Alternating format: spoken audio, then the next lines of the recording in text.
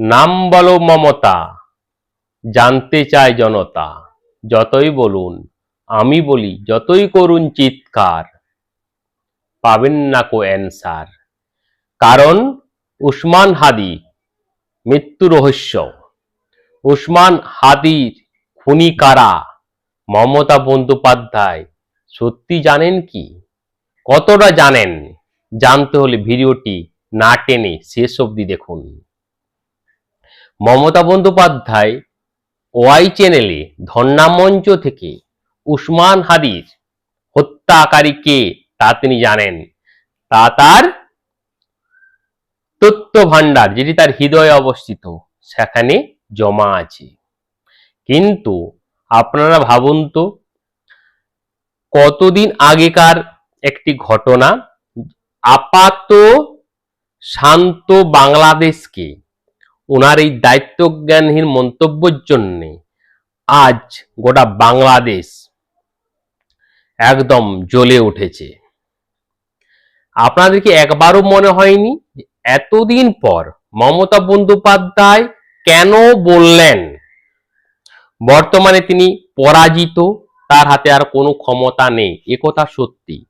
তো ভোটের আগে যখন স্বরাষ্ট্র দপ্তর বা স্বরাষ্ট্রমন্ত্রী ওনাকে ফোন করেছিলেন, উনি তো তখনই বলতে পারতেন, যদি স্বরাষ্ট্র দপ্তর বলেছিল যে যে খুনি অ্যারেস্ট হয়েছে এটা পাবলিকের সামনে আনবেন না, অর্থাৎ কোনো মিডিয়া মানুষজন কেউ জানবে না, কিন্তু এটা তো সত্যি। ওই খুনি অ্যারেস্ট হওয়ার সাথে সাথেই মিডিয়া জনগণ সব জেনে গেল। তাহলে প্রথমেই বলি, মমতা বন্দ্যোপাধ্যায়কে বারণ করা সত্ত্বেও যদি কেউ ফোন করে থাকে তাহলে বারণ করা সত্ত্বেও জনগণ বা মিডিয়া জেনে গেল, কিন্তু উনি ফোনের কথাটি বললেন না। আচ্ছা, ওনাকে যদি বলা হয় যে আপনি কোনো তথ্য রেখেছেন যে আপনাকে ফোনটা নিশ্চিতভাবে করা হয়েছিল, এত বড় একটা সাংঘাতিক ব্যাপার, খুনিকে আপনি জানেন, তো আপনি তো নিশ্চয়ই যে আপনাকে এইভাবে বলা হচ্ছে আপনি তার কোনো তথ্য রাখবেন, বা কোনো লিখিত হয়তো আপনি স্বরাষ্ট্র দপ্তরে পাঠিয়েছেন, লিখিত বয়ান হোক বা ফোনের, আজকাল উনি ফোনের মধ্যে রাখতে পারতেন, কিন্তু কোনো কিছুই আশা করি উনি করেননি, কারণ হয়তো ফোন কলটাই আসেনি। তাহলে আপনাদের মনে হতে পারে যে বাংলাদেশ এই উত্তাল হয়ে গেল, উনি কিশোর ওসমান হাদির হত্যাকারীদের জানেন, তাহলে এতদিন চেপে রেখে যখন ক্ষমতা চলে গেল, যদি ক্ষমতা বা ভোটের আগে উনি যদি বলতেন, তাহলে তো উনি আরো সংখ্যালঘু সম্প্রদায়ের আরো পূর্ণ মাত্রায় সমর্থন পেতেন, এটা অনভিজ্ঞ রাজনৈতিকরাও জানে, কিন্তু তখন তিনি বলেননি। কখন বলছেন? ভোটে পরাজিত হওয়ার পর, বেশ কিছুদিন পর, মানে একটা ভোটে পরাজিত হয়েছেন এটা হয়তো উনি ধীরে ধীরে মেনে নিয়েছেন, কিন্তু ভোটে পরাজিত হওয়ার পরের দিনেই তো বলতে পারতেন যে ওসমান হাদির হত্যাকারী কারা, বা ভারতবর্ষের স্বরাষ্ট্র দপ্তরের ভূমিকা কি, তখন বলেননি। বেশ কিছুদিন পর তিনি কথাটা জনসমক্ষে আনলেন। কেন আনলেন? পরিষ্কার জেনে রাখুন, উনি হেরে গেছেন কথা সত্যি, কিন্তু বর্তমানে ওনার দলটা পশ্চিমবঙ্গ থেকে উঠে যাচ্ছে।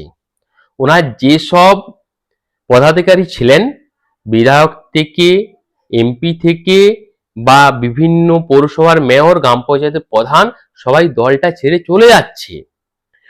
উনি বরাবর ওনার দলটাকে রাখতে সংখ্যালঘুদেরকে তুরুপের তাস বলে মনে করেন, দুধের গায়ে বলে মনে করেন।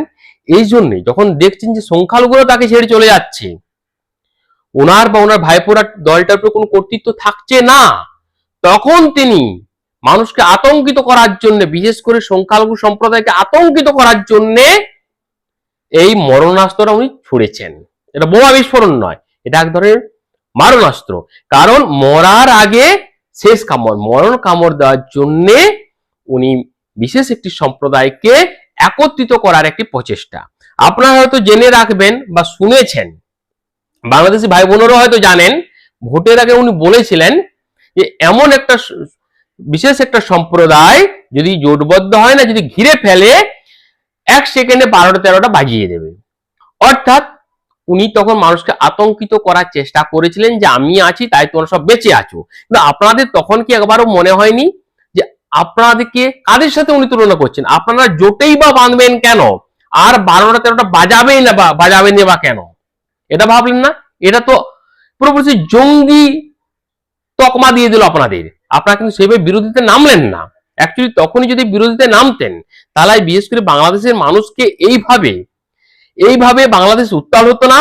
আপাত শান্ত বাংলাদেশ আজ অশান্তির আগুনে দাও দাও করে জ্বলা শুরু হয়েছে, কি জানি কি হবে।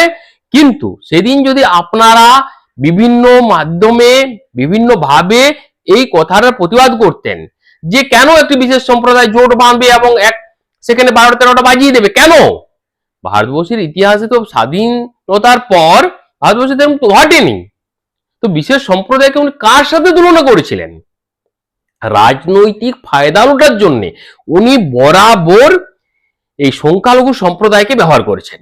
এখন যখন দলটা উঠে যাচ্ছে, তখন পরাজিত হওয়ার বেশ কিছুদিন পর বলছেন, কিন্তু উনি পরাজিত হওয়ার সাথে সাথে বলেননি, পরাজিত হওয়ার বেশ কিছুদিন পরে যখন ওনার দলটা দেখতে উঠে যাচ্ছে, বিশেষ সম্প্রদায় বিশেষ করে মুসলমান সমাজ যখন ওনার থেকে সরে যাচ্ছে, তখন উনি এই মরণাস্ত্রটা প্রয়োগ করলেন। এটা হয়তো লাভ হবে না, কিন্তু এটা একটা সার্বভৌম দেশে, একটা ধর্ম নিরপেক্ষ দেশকে পুরোপুরি আন্তর্জাতিক মহলের কাছে একটা বদনাম, একটা নিচু করে দেওয়ার মানসিকতা। কিন্তু ভারতবর্ষ হয়তো সামলে নেবে, পশ্চিমবঙ্গ সামলে নেবে। কিন্তু এখন প্রশ্ন হচ্ছে, বাংলাদেশে যে নতুন করে অশান্তিটা দাও দাও করে জ্বলে উঠলে মমতা বন্দ্যোপাধ্যায়ের কথার পরিপ্রেক্ষিতে, এর দায়টা নেবে কে? আমরা অবশ্যই ভারত সরকারকে রিকোয়েস্ট করব ওনাকে হেফাজতে নিতে, এবং উনি পরিষ্কার নাম বলুন। বাংলাদেশের জনতাও চাইছে, নাম বলো মমতা, জানতে চাই জনতা, নাম বলুন, কেন বলবেন না? সে যাই হোক, আমি আপাতভাবে একটা কথা বলি, ওসমান হাদি ওখানে বেশ জনপ্রিয়, কম বয়সী 32 বছরের একটি ছেলে, তার মৃত্যু অবশ্যই দুঃখজনক।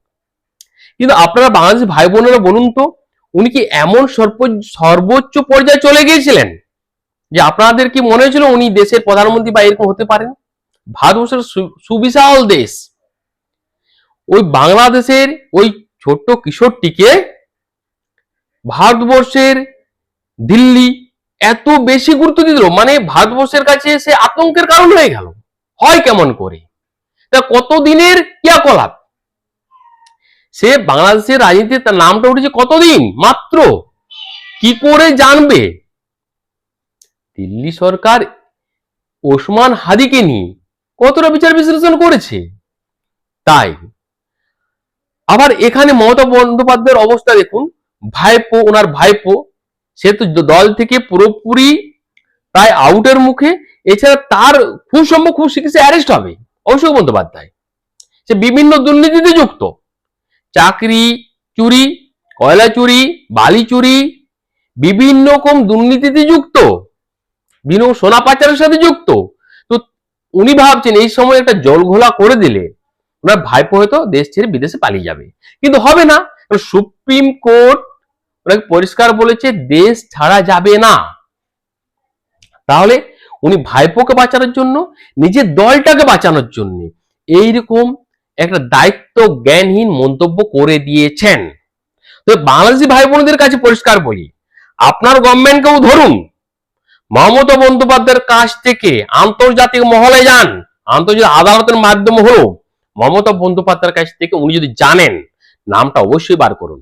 কারণ আমরা চাই যে কোনো মৃত্যু খুব দুঃখজনক, এবং তার বিচার পাওয়া উচিত। তো যেহেতু একটি অন্য দেশের ঘটনাকে আমাদের ভারতবর্ষের বুকে সঞ্চারিত করে অন্য দেশটিকে উত্তাল করে তুলেছেন, শান্তি বিঘ্নিত করেছেন, তার দায় কিন্তু মমতা বন্দ্যোপাধ্যায়কে নিতে হবে। এবং সাথে সাথে বাংলাদেশি ভাই বোনদের কাছে রিকোয়েস্ট, আপনারা আন্তর্জাতিক দরবারে যান, উনি যদি সত্যিই জানেন কে খুনি, প্রমাণ সব বার করুন। কিন্তু আমি একটা কথা পরিষ্কার বলছি, ওনার এটা একটা বোকা রাজনীতি, জ্ঞান পাপীর রাজনীতি, এছাড়া কিচ্ছু নয়। নিজের দলকে বাঁচাতে, নিজের ভাইপোকে বাঁচাতে আপনাদের শান্তিটি উনি বিঘ্নিত করে দিলেন। যদি বলেন যে মমতা বন্দ্যোপাধ্যায় একজন নেত্রী, একটা রাজ্যে 15 বছর মুখ্যমন্ত্রী ছিলেন, হ্যাঁ কথা ঠিক, উনি 15 বছর ধরে একটা রাজ্যের মুখ্যমন্ত্রী ছিলেন, কিন্তু আজ তার অস্তিত্ব কিন্তু নেই, জনগণ তাকে ছুঁড়ে ফেলেছে। উনি যে সম্প্রদায়ের কথা বলেন সেই সম্প্রদায় পুরোপুরি ওনার পাশে কিন্তু নেই, এটা ভোটের রেজাল্টে উনি পরিষ্কার বুঝতে পেরেছেন।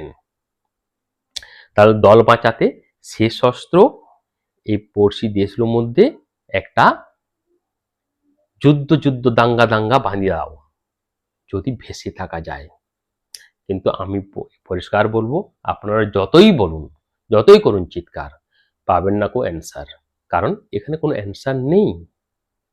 তাই মমতা বন্দ্যোপাধ্যায়ের একটা ধর্ম নিরপেক্ষ দেশে থেকে দেশের সার্বভৌমত্বকে নষ্ট করতে গেছেন। আমরাও চাই, আমরা ভারতীয়রা, আমরা চাই উনি যদি জানেন উনি পরিষ্কার করুন, কিন্তু পারবেন না। তাই বাংলাদেশের ভাই বোনদের কাছে আমার একটা আবেদন করে ভিডিওটা শেষ করব, যে আপনারা অত্যধিক আতঙ্কিত এবং নিজের দেশকে উত্তাল করবেন না।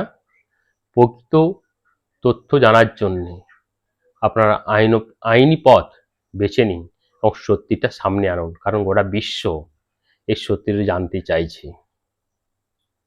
আর যিনি এই আগুনে নতুন করে ঘি সঞ্চার করেছেন, তার দায়িত্ব তাকেই নিতে হবে।